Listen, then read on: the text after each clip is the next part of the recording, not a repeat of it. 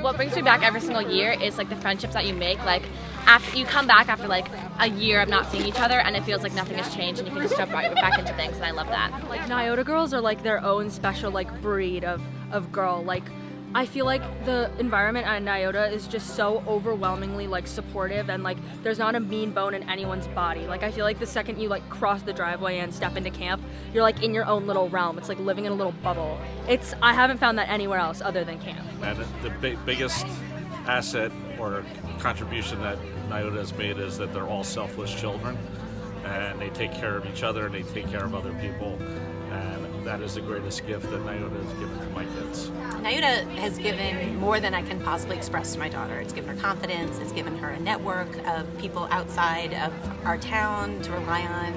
It's given her compassion and a sense of just being the best person you can be.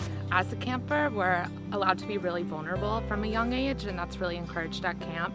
And then also when we're counselors, we're allowed to be vulnerable, and we're allowed to make mistakes and grow, and it's a very like comfortable place to make mistakes. And I think if it were not for camp, I'm not sure I would be as comfortable making mistakes in the real world. Of all the people surrounded me are like so nice, and all the counselors are really supportive, and everyone just like makes it like better for me.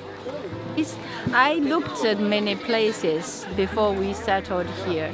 I think Nyoda, one big difference is people.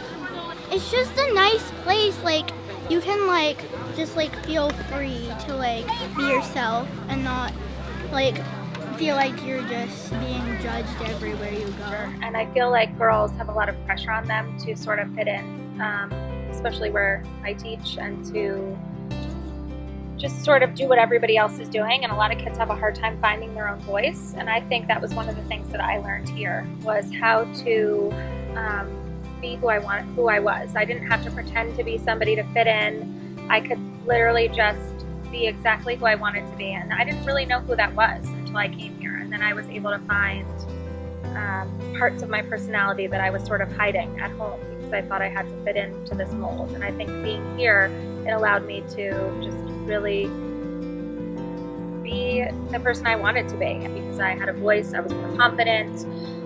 When I went away to college, I was the only person who really knew how to do stuff. I could make my own bed, I could clean dishes. I mean, it was just a whole bunch of things that I think kids aren't asked to do these days. So being here and really feeling a part of community was huge, and it was big for me when I transitioned into real life.